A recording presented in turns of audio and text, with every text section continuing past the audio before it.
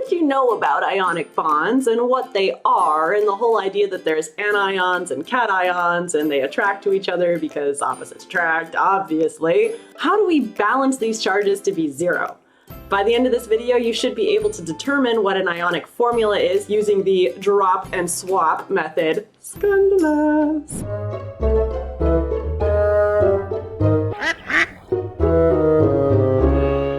As a reminder, ionic bonds form from the complete transfer or stealing theft of electrons. There's always a give, there's always a take. There's an atom that loses, there's an atom that gains. Remember, if you lose, you become positively charged. You become a cation with positive charge. And if you gain, you become a negatively charged anion. Based off of how many valence electrons you gain or lose is the predictable ratio that develops the charge on each atom. Overall, when these two atoms come together, that's a metal and a non-metal atom, they must balance to zero. The ultimate goal in life is to be neutral. They want to complete each other. The name's bond, ionic bond, taken, not shared. As we saw previously with our shell models, each column on the periodic table of atoms is going to have a predictable charge that it forms because each one has the same valence shell number and each one's either going to want to gain or lose that many. So instead of having to draw shell models every single time you do this, which let's face it, that would be exhausting and nobody would ever do it, we're just going to use our little cheat shortcut by saying anything in this first column is going to form a +1 charge. Anything in the second column, +2. We're going to skip all these transition metals. They have a special and unique characteristic in that they can transition what charge they become. That's why they're called transition metals. And in this column over here, all of these will become +3 charge. Here, ±4 or +2, we're really not going to mess with these all that much, so don't really get too caught up in that ±2 or 4 or whatever. You're not really going to see it all that much in terms of ionic bonding. In this column, all of these will become -3. Here, all will become -2. And here, all would become -1. In chemistry, if you ever see a superscript or a value raised to something, there's a number up in the corner that symbolizes a charge. If you see a subscript, so a number at the bottom, that represents a number of atoms. Like in previous lessons when we talked about covalent bonds, CO2, that little 2 is saying that there are 2 oxygen atoms. However, if I was to write O-2 with a superscript, that means that oxygen has a -2 charge. So let's jump in and give this whole idea of balancing charges a try. Let's try it with aluminum and chlorine. On the periodic table, aluminium, is right here, and chlorine is right here. That means that aluminium is going to become a +3 charge, a cation with a +3 charge on it, and chlorine will always become a -1 anion. So we would physically write out Al for aluminium and put a +3 or a 3+. How you write it is inconsequential. So if you want to say Al +3, you go right on ahead, that's just fine. And chlorine -1. Again, if you want to put chlorine 1-, that's totally up to you. But since we're putting them up top, we're seeing that they're a superscript and thereby denoting that that is a charge. If you remember, we said that these have to pair up to equal 0. Well, last time I checked, +3 - 1 equals +2. That doesn't equal 0. Well, shucks, how are we going to balance that out? We need the ability to get 0 overall molecular charge. So we need to adjust the proportions between aluminum and chlorine in such a way that we end up with a 0 overall charge. When we subtract those two charges from each other, they should equal 0. So in other words, let me ask you, if +3 - 1 gives me +2, +3 minus what is going to give me 0? Hopefully you know that it's 3 - 3. That's the only answer you can have. So somehow we need chlorine to have -3 charge. Well, we can't just change the number of valence electrons chlorine has. We can't just be like, poof, chlorine, you now have 3. Ta-da! We have to change the number of atoms of chlorine that we give aluminum. You see, this is our trick as chemists. We say, oh, okay, aluminum, you need to get rid of 3 electrons and chlorine needs to gain 1 electron for each atom. Oh, that means that we need 3 separate chlorine atoms to take on the 3 electrons that aluminum wants to get rid of. So in order to make the 0 overall molecular charge, we essentially need 3 chlorine atoms to do a tango with 1 aluminum atom. When they all dance together, that's what ends up giving us a 0 overall molecular charge. Therefore, we would write Al, 1 aluminum atom, and Cl, 3 as a subscript to indicate that there are 3 chlorine atoms dancing with aluminum in order to create 0 overall molecular charge, a neutral molecule. So here's your steps for balancing charges to 0. Just like we did before, you're going to look at your periodic table and figure out the charge that each atom wants to have. So for aluminum, that was +3. For chlorine, that was -1. Step 2. You're going to determine what number of atoms you need, or what number you need to multiply each charge by, in order for the charges to cancel or to add up to 0. In this case, we said, hey, we need 3 chlorine atoms, so 3 times 1 gives me 3, and 3 minus 3 gives me 0. So that's what told me that I needed 3 chlorine atoms. And step 3, you're going to take whatever multiplier you had to multiply the charge by and put that in the bottom right corner of the atom symbol. So before we said, hey, we know we have to multiply the -1 on chlorine by 3 in order for 3 to be -3 and give us 0. That means that we put 3 at the base of the chlorine symbol. Think you got it? Go ahead and pause the video and give these guys a try. Ready to check your answers? Let's waddle right in. Calcium is right here, and oxygen is right here. That is a +2, -2. So we would write Ca +2, oxygen -2. 2 minus 2 conveniently equals 0. So the way that we would write this compound is just CaO.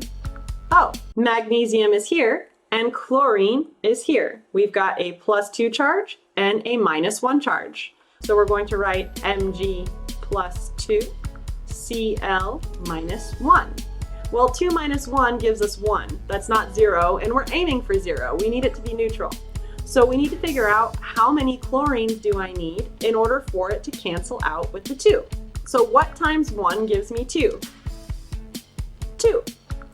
Or if you just recognize that I need 2 chlorine atoms because these 2 added together gives me -2, then I can just say, oh, that means I need a Cl base 2, implying I need 2 chlorines present.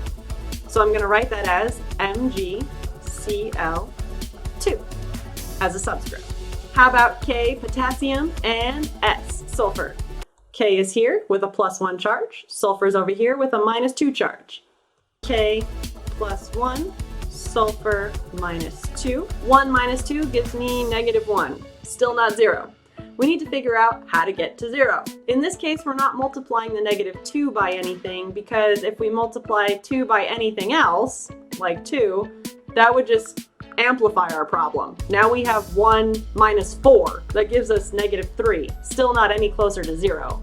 So we're going to leave sulfur alone in this case, and we're going to mess with potassium instead.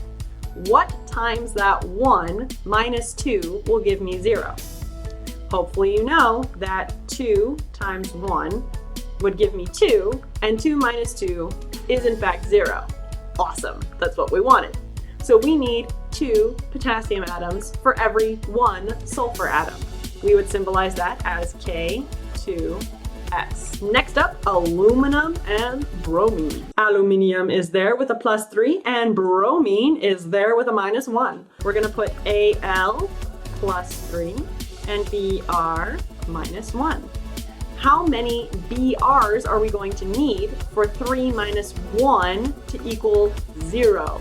3 minus 1 currently gives us -2, so hopefully you notice that, hey, I need 3 total bromine atoms, because added together would give us -3. Or you can again think of it as Br -1 times 3 gives us 3 minus 3 for 0. So I need 3 bromine atoms for every 1 aluminum atom present. And last but not least, we've got lithium here with a +1 charge and phosphorus over here with a -3 charge. Li +1 and P -3. Again, if we mess with the phosphorus in this case, it's going to amplify our problem. So here we have 1 minus 3 gives us -2. We're still trying to get to 0. So we need to make the positive end of this to equal 3 so that 3 minus 3 can be 0. So how many lithium atoms do I need per phosphorus atom? Hopefully you're seeing that 1 times 3 gives me a value of 3, and 3 minus 3 is 0. Therefore, I need 3 lithium atoms for every 1 phosphorus atom present. We would write that as Li subscript 3, 1P. Lip. And as my dear friend Larry the Cucumber would say, it's a lip, it's a lip, it's a lip, lip, lip, it's a lip, it's a lip, it's a lip, lip, lip. So don't get too mad at me. Please promise you won't be mad at me. There's actually an easier way to do this than multiplying it. It's called drop and swap. Scandalous. Drop and swap is the shortcut we use for just figuring out how many atoms we need of each. Basically, we just write the 2 atoms with their charges as we did before, and all we have to do is put the charge of one at the base of the other and vice versa. And that's it. In other words, check it out. That Al plus 3, Cl minus 1, I'm just going to take the 3 and put it at the bottom of the chlorine, and take the 1 and put it at the bottom of the aluminum. Notice I'm not transferring the plus or minus symbol, just the value. And that would give us the answer we worked so hard at earlier, and I just cleaned it up to remove the 1 because nobody needs to actually show the 1 as a subscript. You only care if there's more than 1. It's implied that there's 1 if you don't show the 1. So now let's try these new ones using the drop and swap method. Go ahead and pause the video here and give these ones a try using the scandalous method of drop and swap. For the first one, barium is here at a +2 charge. Hey, what do you do with a dead chemist? You bury him. And nitrogen is over here at a -3 charge. We're just gonna write them out as we did before. Ba +2 and nitrogen -3. Now all I got to do is put the number in the top of the other one at the bottom of the other one and vice versa. So we're gonna take this 2 and put it down here. And we're gonna take this 3 and put it down there. So we end up with Ba3 and 2. That's a lot easier than the multiplying, isn't it? How about Li and As? Li is here with +1 and As is over here with -3. Li +1, As -3. We're gonna take this 1 and put it down here, and this 3 and put it down here. We end up with Li3, As1. Now remember, anytime there's a 1 as a subscript, just get rid of it. How about Sr and F? We've got Sr here at +2 and F weighing in at -1. Sr +2, F -1. Drop and swap those puppies. Put this 2 down here, this 1 down here, and we end up with Sr1, F2. Again, if a 1 ends up in the subscript, don't keep it. It's already implied by there being the atom there that there's 1 of them. And finally, aluminium and sulfur. We have aluminium here with +3 and sulfur here -2. Al +3, S -2. This 3 goes down below, and this 2 goes down below, and we end up with Al subscript 2, S subscript 3. As a side note here, the reality of ionic bonds is that they're not really alone. They end up in this lattice structure. So you don't end up with just like Na and Cl and that's it, and they're the only ones there. You end up with a bunch of NaCls all kind of structured in such a way that all the positives are surrounded by negatives and the negatives are surrounded by positives. And so there's this complex or this lattice structure that results. And that's why if you look at your table salt really closely, They look like little tiny cubes. So in other words, we can express ionic compounds not as a single molecule like just NaCl, but as a formal unit. So you can actually multiply the NaCl by an indefinite number because they're actually extensive lattice structures rather than just individual molecules of covalent compounds. So like in this image here, you can tell that it's not just one Na and one Cl connected together. It's not just one molecule. There's a bunch of Na and Cl atoms all together in this extensive lattice, creating essentially a cube of salt. In order to correctly represent atoms in an ionic compound, really you have to draw them with ions next to each other in a network of alternating positives and negatives. For a one-to-one formula like NaCl, where Na was the +1 and Cl was the -1, this is fairly easy. But it's a lot more complex when you end up with something like aluminium with a +3 and chlorine with a -1. And now you need 3 chlorines for every 1 aluminum atom present. That kind of lattice structure is a little bit more complicated, and I highly doubt any chemistry teacher will want to crush your soul by making you draw that. However, they may want you to draw a 1-to-1 ratio. So let's draw a representation of lithium fluoride in an ionic lattice. Just like NaCl has a +1 -1, lithium has a +1 and fluorine has a -1. So a very similar situation. You would still just end up with lithium atoms being your pluses, and those are always going to be smaller. Those are your cations. Then your more electronegative atoms, which are your anions, which will end up being larger. So the whole idea is that you just want to draw this alternating with correct size proportions. Now don't make fun of my drawing here. I don't profess to be an artist. However, if you can at least show that one of the atoms is bigger than the other, i.e. the bigger one's the more electronegative one, the anion, you're in good shape. To wrap things up today, let's compare and contrast our covalent and ionic bonds all together in a list. Covalent bonds share electrons. Whether they share it equally or unequally depends on if they're polar or nonpolar, and they depend on valence. Their valence shells are the ones that are sharing those valence electrons.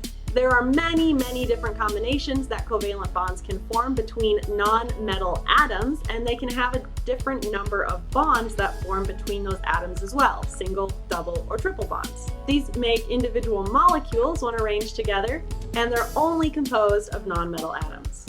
How about ionics? Ionics do not share electrons. They just form ions, so there's a full theft of electrons and a full give of electrons. Not only do ionic bonds depend on the valence shell electrons being given or taken, they depend on the fact that those atoms now form a charge. They become cations or anions in order to attract to one another. And these positive and negative charges are only attracted to each other on metal and non-metal atoms.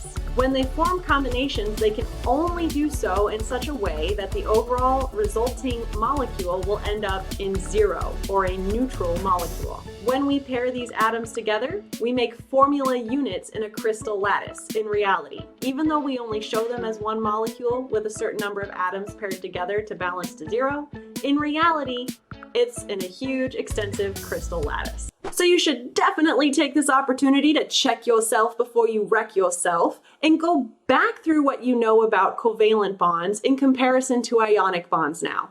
Think about 2 ways that ionic bonds and covalent bonds are different from each other.